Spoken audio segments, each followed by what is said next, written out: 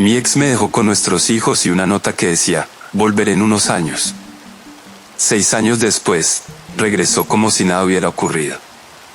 Hola a todos, antes de empezar, un pequeño favor, si disfrutan contenido como este, por favor, presionen el botón de suscripción. Es gratis, apoya al canal y asegura que no se pierda ningún video increíble. Bien, comencemos. Susana, mi ex esposa, y yo estuvimos casados por más de 14 años.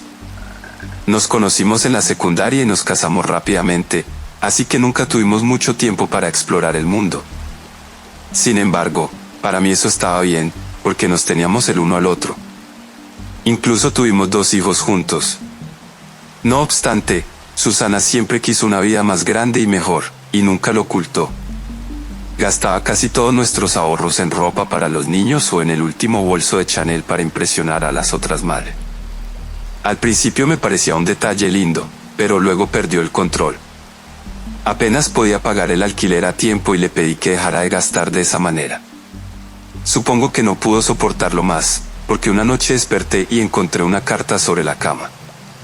En ella decía que yo la estaba frenando en su camino para alcanzar sus sueños y que había encontrado a alguien con quien podía explorar el mundo de la forma en que siempre había querido.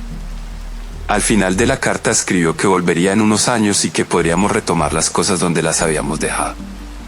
Cuando leí la carta, la llamé sin parar y hasta hice que nuestros hijos la llamaran también, pero todas las llamadas iban directamente al buzón de voz.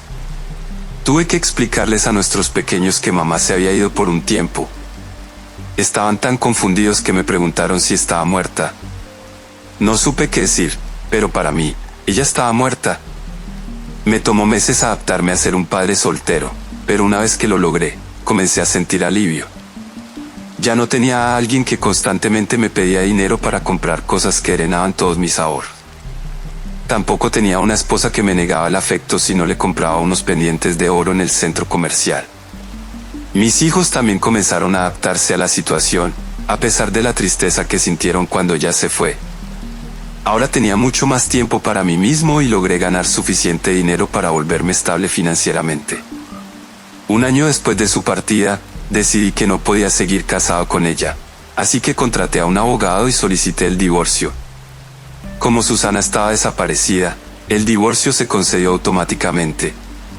Vendí nuestra casa y encontré una cabaña encantadora en el pueblo en el que siempre había querido vivir, pero al que nunca nos mudamos porque Susana decía que era demasiado rústico. Por primera vez en años, sentí que vivía en un estado de felicidad constante y aprendí a amarme a mí mismo.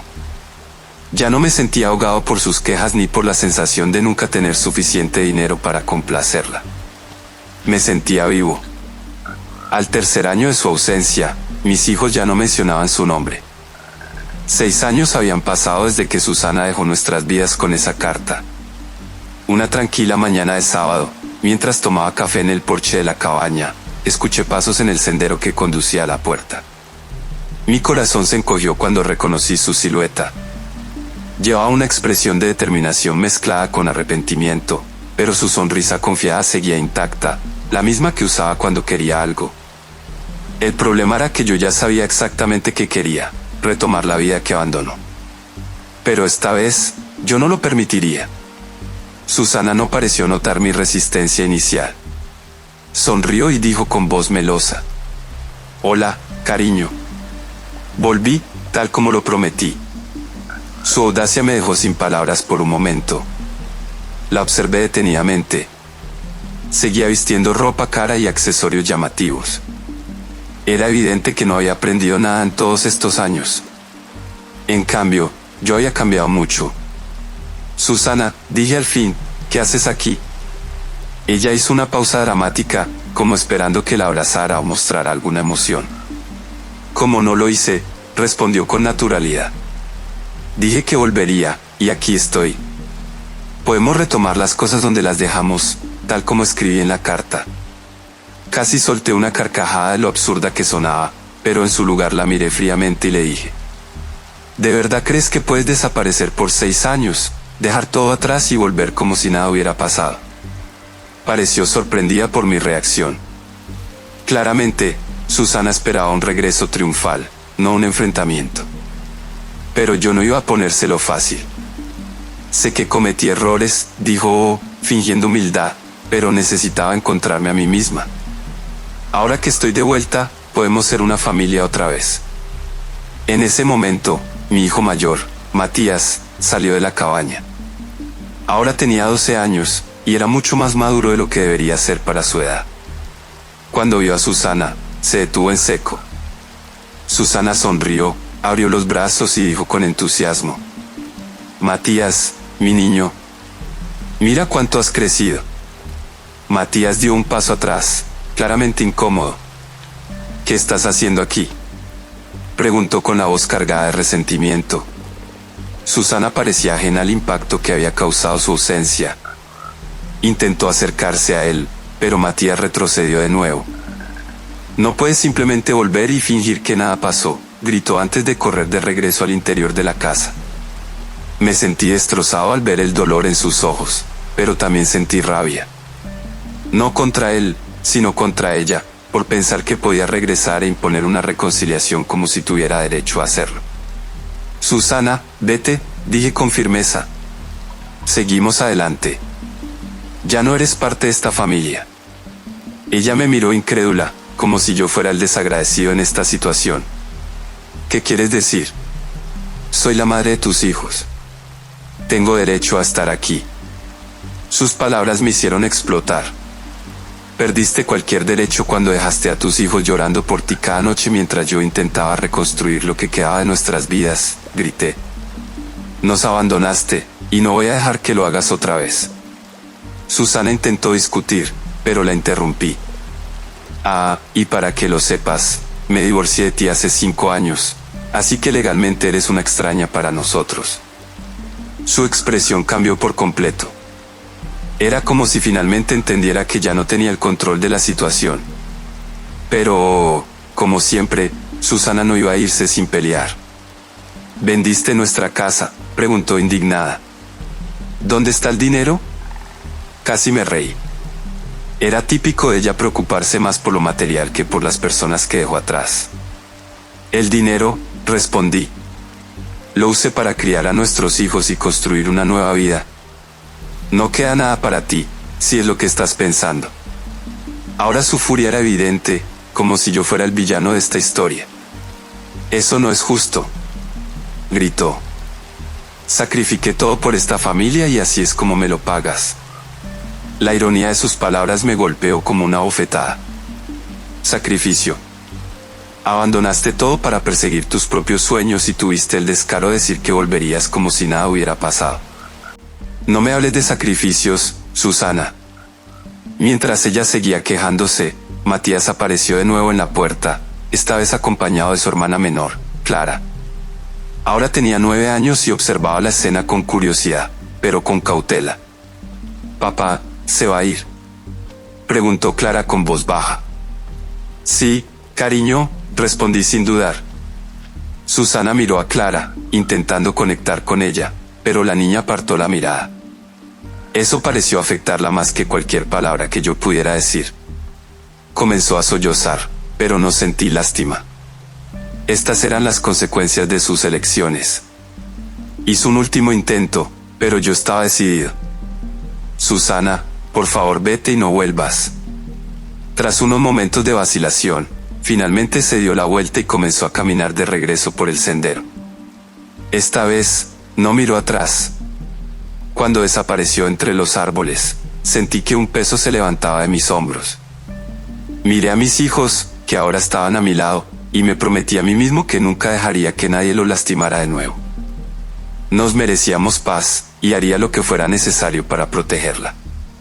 Los meses después de la partida de Susana fueron, por fin, pacíficos. La vida comenzaba a tomar forma y sentía que los niños y yo habíamos encontrado nuestro ritmo. Matías y Clara se estaban adaptando bien y yo lograba equilibrar el trabajo, la escuela y las responsabilidades del hogar. Todo parecía estar en orden hasta el día en que me sorprendió una notificación judicial entregada en mi puerta. Susana me estaba demandando por la custodia de los niños. No podía creerlo. ¿Cómo tenía el descaro de hacer esto después de todo lo que nos había hecho pasar? ¿Cómo podía pensar que tenía derecho a quitarme a los niños? La absurda situación me consumía. Sabía que en muchos casos los tribunales favorecían a la madre, y ese pensamiento me llenaba de miedo. A pesar de que yo había sido el único en criar a Matías y Clara todos estos años, temía la capacidad de Susana para manipular a la gente con su encanto. El día de la audiencia llegó. Estaba nervioso, pero decidido. Mi abogado me había preparado, pero nada pudo haberme preparado para verla de nuevo. Cuando Susana entró en la sala del tribunal, me quedé impactado. Se veía completamente diferente, vestida de manera modesta, sin maquillaje y con un aire solemne. Para mí, era obvio que todo era un acto, pero el juez y el jurado parecían sentir simpatía por ella de inmediato. Susana comenzó su testimonio con lágrimas corriendo por su rostro, afirmando que había cometido errores, pero que solo quería enmendarlos y volver a ser parte de la vida de sus hijos. Se presentó a sí misma como una madre arrepentida que solo había dejado a sus hijos para trabajar y asegurarles un mejor futuro. Cada palabra llenaba mi interior de indignación. Sabía que era una mentira, pero su voz entrecortada y su falso remordimiento parecían estar ganándose al tribunal. Mi abogado me recordó que debía mantener la calma, asegurándome que tendría mi oportunidad de hablar cuando llegara mi turno. Respiré hondo y comencé a decir la verdad. Su señoría, no estoy aquí para atacar a la madre de mis hijos, pero la verdad debe ser contada. Susana no nos dejó para trabajar o mejorar nuestras vidas, simplemente nos abandonó. Expliqué cómo una noche me desperté y encontré una carta sobre la cama en la que decía que la estaba frenando y que quería explorar el mundo. Describí las noches que pasé consolando a mis hijos, quienes no entendían por qué su madre los había dejado. Hablé de las dificultades de criar solo a 2 niños, equilibrando el trabajo y las responsabilidades, y aún así logrando proporcionarles un ambiente estable y lleno de amor. Mientras hablaba, noté las lágrimas acumulándose en los ojos de Matías y Clara, quienes estaban sentados en la sección del público. Cuando terminé, la sala quedó en silencio. Entonces, Matías se puso de pie, con la voz temblorosa. «Por favor, no nos alejen de nuestro papá, ¿es todo lo que tenemos?». Clara rompió en llanto y corrió a abrazarme. «No quiero irme con ella, ella nos dejó». El juez pareció conmovido por las emociones de los niños, pero mantuvo su compostura. Se giró hacia Susana y le pidió que explicara sus acciones. Ella intentó recomponerse y comenzó a hablar. «Su señoría, sé que cometí errores, pero todo lo que hice fue por ellos. Quería trabajar en el extranjero para asegurarles un mejor futuro. Sí, fue difícil, pero estaba haciendo sacrificios para volver y darles una vida mejor». Sus argumentos sonaban ensayados, pero entonces mi abogado intervino. «Con su permiso, su señoría, quisiera presentar pruebas que contradicen el testimonio de la madre». Mostró al tribunal una serie de fotos y publicaciones de las redes sociales de Susana. En ellas, se la veía en fiestas lujosas, playas exóticas y cenas costosas con varios hombres. No había indicios de esfuerzo o sacrificio por sus hijos. En su lugar, la evidencia mostraba a alguien viviendo una vida despreocupada, financiada por otros, mientras yo enfrentaba los desafíos de criar solo a 2 niños pequeños. El impacto de las pruebas fue inmediato. La expresión del juez cambió y el jurado murmuró entre sí. Susana intentó defenderse, pero sus palabras sonaban vacías. Yo estaba intentando hacer conexiones para conseguir algo mejor para ellos, dijo. Pero nadie parecía creerle. El juez, visiblemente decepcionado, se giró hacia Susana. «Abandonaste a tus hijos durante años, dejando la etapa más difícil de su crianza completamente en manos de su padre, mientras tú llevabas una vida de lujos financiada por otros. Y ahora pretendes sacarlos de un ambiente estable y lleno de amor». Susana bajó la cabeza, incapaz de responder. El juez entonces se dirigió a mí. «Señor, su testimonio y las pruebas presentadas dejan claro quién ha estado realmente para estos niños. Considerando todo lo expuesto y las preferencias manifestadas por los menores, otorgó la custodia total al padre. Además, se le niegan los derechos de visita a la madre debido a las circunstancias de su abandono y el impacto emocional causado». Al escuchar esas palabras, sentí un alivio indescriptible. Matías y Clara corrieron a abrazarme, con lágrimas cayendo por nuestros rostros. Se había hecho justicia. Susana salió de la sala sin mirar atrás, derrotada. Para mí, ese momento marcó el cierre de un capítulo doloroso. Sabía que aún habría desafíos por delante, pero también sabía que tenía algo que Susana jamás comprendería: el amor incondicional de mis hijos. Y eso era lo único que importaba. Después del veredicto, llevé a Matías y Clara de regreso a casa. El peso que había cargado durante todos esos años finalmente parecía haberse desvanecido. Los niños se mostraban aliviados, incluso felices, pero noté algo en sus ojos que no pude identificar del todo. Matías, siempre tan maduro para su edad, estaba más callado de lo habitual. Clara, a pesar de su sonrisa, parecía un poco distante. Durante la semana siguiente, volví a nuestra rutina.